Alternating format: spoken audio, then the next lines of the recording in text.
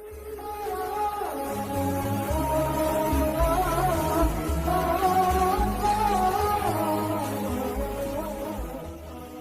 باللہ من الشیطان الرجیم، بسم اللہ الرحمن الرحیم۔ حضرت زنیرہ کی محبت الہی میں بے-تابی کا واقعہ بیان ہو رہا ہے۔ سیدہ زنیرہ ایک صحابیہ رضی اللہ تعالیٰ عنہا ہے جو کہ ابو جہل کی خادمہ تھی۔ زنیرہ رضی اللہ تعالیٰ عنہا نے کلمہ پڑھ لیا۔ ابو جہل کو بھی اس کا پتہ چل گیا۔ اس نے آ کر پوچھا کہ کیا تم نے کلمہ پڑھ لیا ہے؟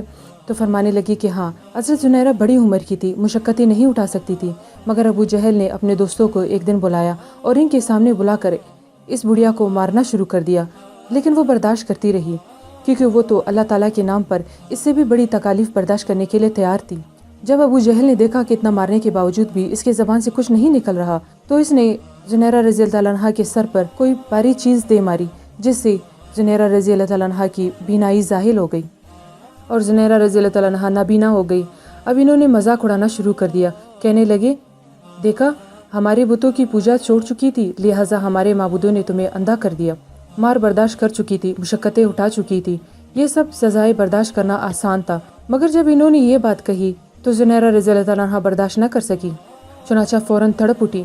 اسی وقت کمرے میں جا کر سجدے میں گر گئی اور اپنے محبوب حقیقی سے راز و نیاز کی باتیں کرنے لگ گئی۔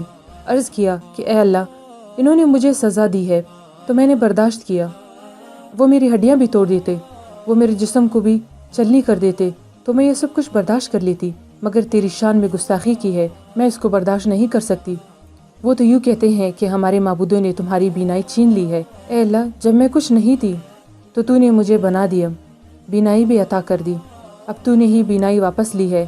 اے اللہ، تو مجھے دوبارہ بینائی عطا فرما دے تاکہ ان پر تیری عظمت کھل جائے۔ ابھی زنیرہ رضی اللہ تعالیٰ عنہ نے دعا والے ہاتھ اپنے چہرے پر پھیرے ہی تھے کہ اللہ رب العزت نے ان کی بینائی لوٹا دی۔ سبحان اللہ۔ اس وقت تو مرد عورتوں میں بھی یوں محبت الہی کا جذبہ بھرا ہوا تھا۔ اللہ تعالیٰ ہمیں کلام پاک کو سمجھنے کی اور اس پر عمل کرنے کی توفیق عطا فرمائے، آمین۔ وآخر دعوانا ان الحمد للہ رب العالمین۔